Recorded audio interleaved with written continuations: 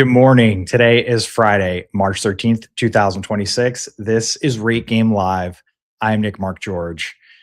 This is a new take on an old classic. It's a sports show that's powered by Rate Game, which means that the fans that rate the games are the ones that power the show. Speaking of which, we've got an action-packed show for you today. Got three things to talk about. This should take about 30 minutes or until I run out of gas. I can talk. But 30 minutes of straight talkage is a lot for anyone. So I'll get there. But having said that, I do have something prepared. We're going to march right through it because this is March. This is the month of college basketball. So kicking us off, we got Red Hawk down. We have the previously unbeaten Red Hot Red Hawks of Miami, Ohio, entering conference play. And the very first game against UMass is their very first loss of the season. This is a team that up until yesterday had gone 18-0 in the MAC. They had become just the fourth team ever in the modern college basketball era to go 31-0. And the very first game that they play in a playoff setting is a loss. Now, I will say UMass, which is coached by Frank Wright, the K-State legend, is not your ordinary MACtion squad. But I will also say to everybody who has been very noisy about Miami not deserving a bid, they definitely just got some fuel to the fire. I will say, though, it looks like we're going to get a two-bid MAC. It looks like whoever wins this conference tournament, who gets the auto bid, will be joining Miami of Ohio, rightfully so. Anybody who goes 31-0 and wins 31 straight games in a regular season gets an auto bid. I don't care what conference you're playing in. And I think anybody who is trying to actually make a case for them to not be in is just trying to just stir the pot, just have a hot take for the sake of having a hot take, which is it's just tired. It's lazy. It's really not, I can't take you seriously. I'm talking about Bruce Pearl. Bruce Pearl, who up until this season was somebody that I actually respected and I appreciated for his body of work at Auburn and other places. Bruce Pearl is, I think, the epitome of these hot takers in college basketball because he gave the program to his son. His son is basically taking the program from elite status to mediocrity. And through sheer nepotism, he's trying to campaign for his son to make the tournament at 17 and 16. That's just not going to happen. It's not going to happen for you, Steve Pearl. I'm sorry. But Bruce, being, the doting father that he is going to be sitting there saying that his son deserves to make the tournament with an Auburn team that's 17 and 16. They're one game above 500 over Miami of Ohio, who's now 31-1.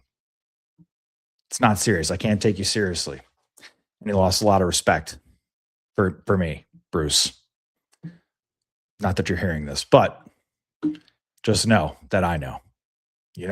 Okay. So moving on, we have the Duke Blue Devils, who also narrowly escaped an upset from Florida State by a single point. Florida State actually had a chance to win this game at the buzzer, and they blew it. But I don't blame them because Duke is the number one overall seed. They should win the ACC handily, and they will be the number one overall seed in the tournament, I think, when all is said and done. And so valiant effort from FSU. I don't think they're going to make the tournament, but this is why we play the games. This is why we have conference tourney weekend. You can see here, it was an 8.6, one of the most rated games of the last 24 hours. You got 39 fans there. And, I think when you look at yesterday's action between this one and Miami, these are the two most rated games. So what you're looking at here, by the way, just to clue you in for anybody who might be new to the program, which is pretty much everybody, This is what RateGame looks like on the web. You basically have the game cards, the rating, and then some tertiary stats below. So the number of fans that rated it, when it was played. I myself rated this one, so you can see my little face down there. And when I rated it, and then what I gave it an 8.6. It's coming in at an 8.4. So I was 0.2 off from the masses. And then if you click into it, you can actually see what people said about the game. So these are the actual takes. Somebody actually wrote a trivia here about the fact that they just lost their first game after going undefeated. Okay, this is fantastic. Like, look at this. New York Depression is phenomenal.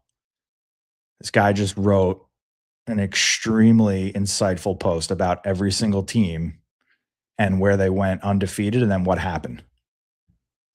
And it looks like UCLA won some championships. Okay, I'm going to come back to this, but folks, see, this is the beauty of RateGame, right? This is a user who's contributing something that I didn't know about, but now I'm so intrigued.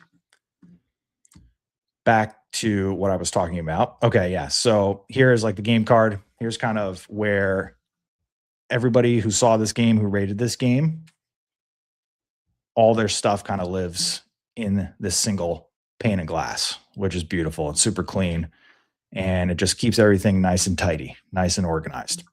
So back here to our control panel,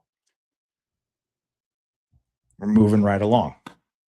Next thing, road to 1 million. So every, I would say, platformer, whatever you do, right? If you're a YouTuber, if you're a content creator, if you're a professional, working professional, if you're just, somebody who has ambition and who likes to do things, you set goals for yourself. If you're a YouTuber, that could be subscribers. If you're somebody on TikTok, that could be followers. For RateGame, it's ratings. So right now, what you're looking at is the total number of ratings since RateGame started. Looking at the dashboard here, we have 177,365. I have put the stake in the ground that we are on the road to 1 million ratings. At 1 million ratings, RateGame becomes a little bit more recognizable, a little bit more credible. So I think the next stop on this road, obviously, is going to be 200,000. 200,000 ratings is where we're headed. We are about 23,000 away. So I'm going to use this dashboard as a way to keep us honest and track our progress towards the 1 million. Some stats below this, you see some daily active users, some monthly active users. That's a little bit more for the platform itself. That's how you measure the health of a community, right? It's how many people are coming back every day, how many people are coming back every month. When people come back, are they actually rating games? Are they actually, sharing their takes, their opinions? That is the sign of a community that is, I think, doing a couple of things. First and foremost, like serving a purpose and providing value to the members of the community. And I think when you start to have, when that happens, like everything compounds. And so the more folks that we get every day, the more folks will get coming back every month. When those two things are happening, the habit starts to form, the behavior is created. And then once the behavior is created, the ratings grow. So 177 today. We'll check back on this every day. We'll see where we are as we go towards our first near-term stop on the road to 1 million is 200,000. Okay. And then the final, wow, only at 10 minutes. I'm ripping through this. I'm ripping through it today, folks. So the look ahead, the next thing I want to talk about is the World Baseball Classic. The World Baseball Classic picks back up. We had an off day yesterday. It was the first day off since it started on March 6th. because we're entering the elimination round. We're entering the phase in which if you lose, you're done. So the teams that remain is Korea, Dominican Republic, Puerto Rico, Japan, USA, Canada, and there's two more. So don't rely on me to find out those last two. But now I can't stop thinking about it. Oh, no, not Cuba. Puerto Rico, Dominican Republic, Korea, Japan. Oh gosh, Italy, of course. Italy saved us. And then you have USA, Canada. All right, so the rematch. We have USA and Canada now playing in a different sport on an international stage in less than a month. So obviously the last time that they played was the gold medal game for hockey in the Olympics. You know how that went down. This time it's in baseball for the World Baseball Classic in the quarterfinals. So it's going to be in Houston. That starts at 8:00 tonight. And there's a little bit of drama surrounding this USA baseball team because it has come to our attention, us sports fans of the world that have been invested in this tournament and in this USA team, that they are not taking it as seriously as they say they are. And how do we know this? Well, for one, the manager didn't know that we needed Italy to beat Mexico in order to qualify. He thought that we were already guaranteed a spot in the quarterfinal when it wasn't the case. We actually were going to be bounced if it wasn't for the Italians coming to the rescue. And then you just also have the attitude of guys like Bryce Harper who say that, the World Series is more important. Or, guys like, I would say Aaron Judge is the only one, in my opinion, that is like truly all in, but he's the captain of the team. So I think he has to be. And then you have like the Canadians, right? And then you have the Italians. You have like all these other countries who are treating this like the Olympics and the World Cup on steroids. It's basically like the World Cup for baseball. You can see all of the watch parties in their respective countries. People are just like overcome with pride for their nation, for their country. And there's just something missing with the US. So I know that we're heavy favorites tonight. And I know that we have the better team, talent-wise. Nobody's going to argue with that. But I would not be surprised if we lost tonight. I would not be surprised. I'm not going to jinx us like that, but just keep your eye out for what happens. We got Logan Webb on the bump. We have, who they got?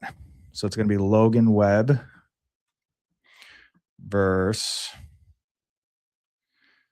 I don't even know. That's on me. Oh, Michael Soroka. Interesting. So Soroka versus Webb. Canada beat us in the 2006 Classic. I got some stats here. But we didn't really have like our A team there. And whoever wins this one goes on to the semis on Sunday, which is actually down the road here in Miami. So, and they face the winner of, it's going to be Korea and I think Puerto Rico, which, Puerto Rico is just an all-star team. So much to come from tonight. We have, and the USA Canada is the second game. The first game is going to be that Korea Puerto Rico game. So that is what's in store. And I think getting the high sign here. 15 minutes. All right. Not a bad show. A little bit shorter than yesterday, but I think a little bit better. I was able to talk and I didn't have to juggle my screens. We'll take that. That's a W starting off your morning, heading into Friday. Remember, folks, there's 90 days left until the World Cup. My name is Nick Mark George. Wherever you are in the world,